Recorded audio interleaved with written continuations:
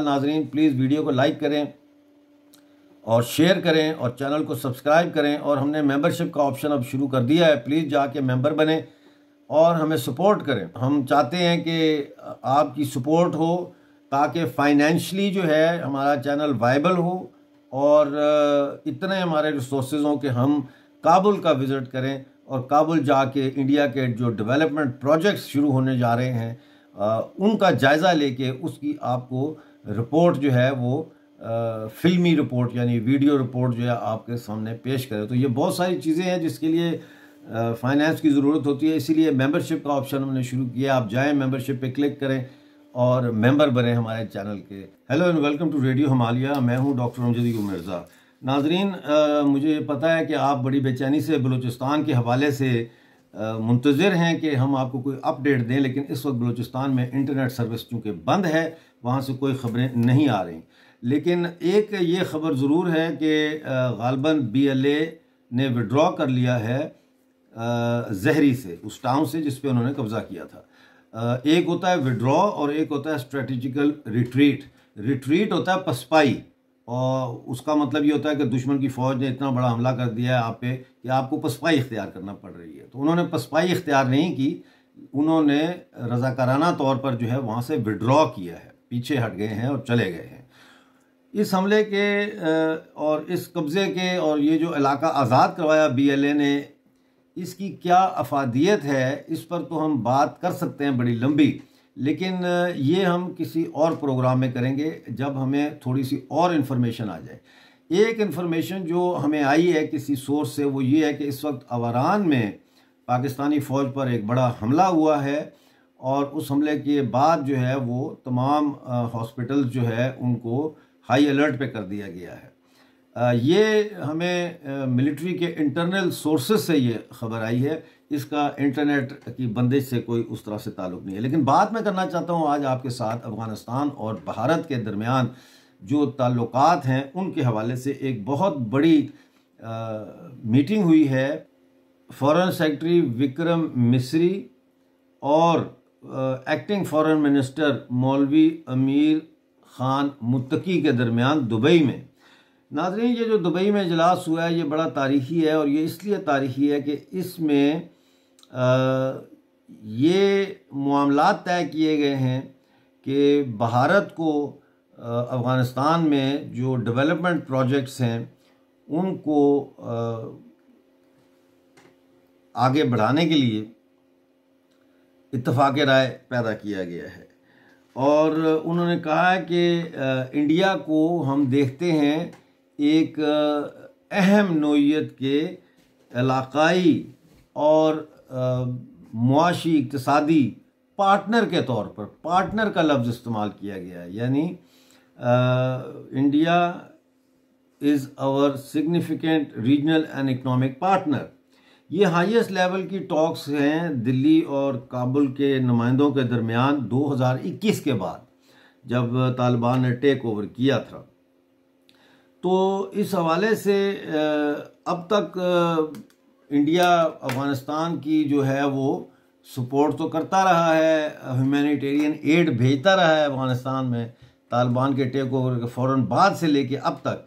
लेकिन अब जो है वो डेवलपमेंट प्रोजेक्ट्स के हवाले से भी अब मामलात तय किए जा रहे हैं और बड़ा पॉजिटिव रिस्पांस आ रहा है तालिबान गवर्नमेंट की तरफ से टुवर्ड्स इंडिया, जिसका मतलब ये है कि पाकिस्तान की जो गेम है वो अफ़गानिस्तान में अब मुकम्मल तौर पर ख़त्म हो चुकी है। जो पाकिस्तान की कोशिश थी कि कंधारी ग्रुप और काबुल ग्रुप के तालिबान के दरमियान जो है वो रखना डले, उनके दरमियान जो है वो उनको तकसीम किया जाए, जिस तरीके से हक्कानी ग्रुप के लोगों को उसमें दाखिल किया गया और वो रिफ्ट पैदा करने की कोशिश की गई। फिर जिस तरह से पाकिस्तान की जो एजेंसियां हैं वो ताजिकिस्तान जो है उसमें कोशिश कर रहे हैं कि ताजिकिस्तान के अंदर लोग ग्रुप्स पैदा किए जाएं तालिबान के ख़िलाफ़, और वहाँ से तालिबान को जो है वो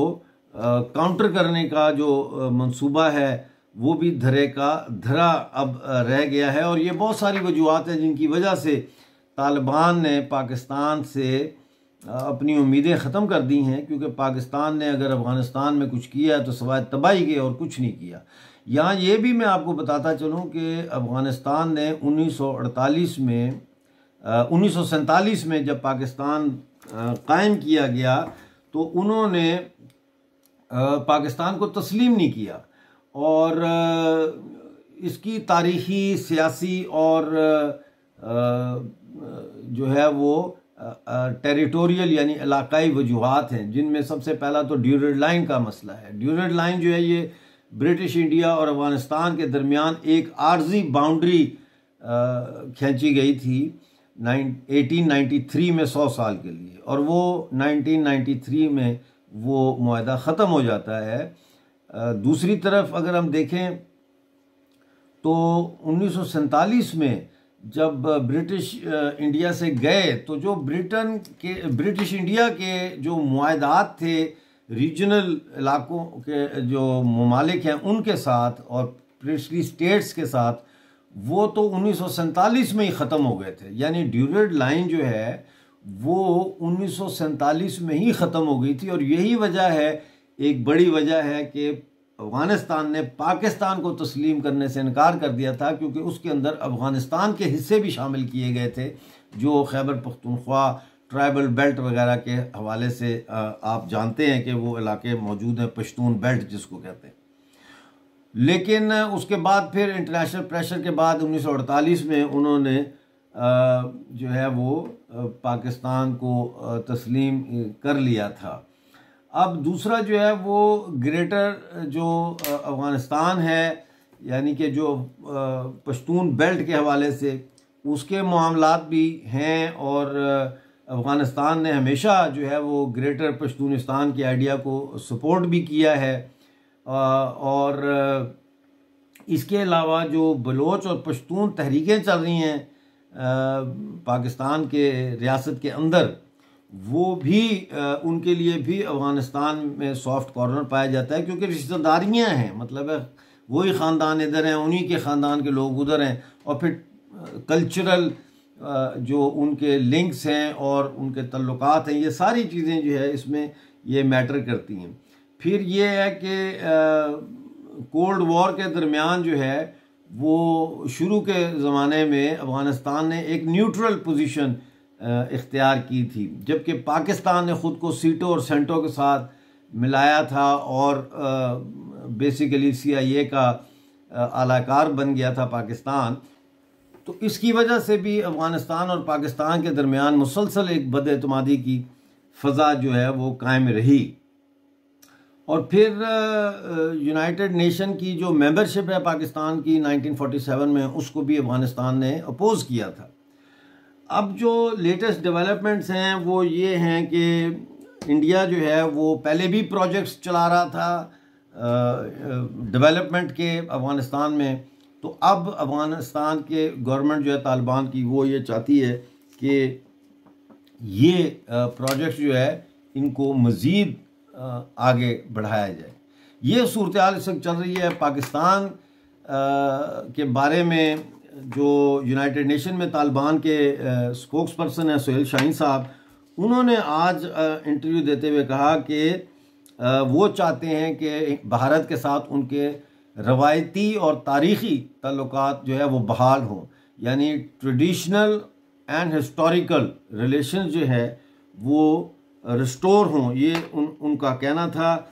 इसके अलावा उन्होंने TTP के हवाले से पाकिस्तान के इल्ज़ामात का जवाब देते हुए कहा कि पाकिस्तान की जो ट्राइबल बेल्ट है अफ़गानिस्तान के बॉर्डर के साथ और दूसरे इलाके जो हैं KPK के बहुत ज़्यादा इलाके, उन पर TTP यानी तहरीक तालिबान पाकिस्तान का असर है और कब्ज़ा है और उनकी वहाँ रेट है, और वो पाकिस्तान के अंदर से ही ऑपरेट कर रहे हैं, अफ़गानिस्तान से ऐसा कोई जो है ऑपरेट नहीं हो रहा। और ना उन्होंने कहा कि अफ़गानिस्तान की सरकार जो है वो इस तरह की इजाज़त दे सकती है कि उनकी जो ज़मीन है, धरती है, उनका मुल्क जो है उसको किसी दूसरे मुल्क के ख़िलाफ़ जो है वो इस्तेमाल किया जा सके।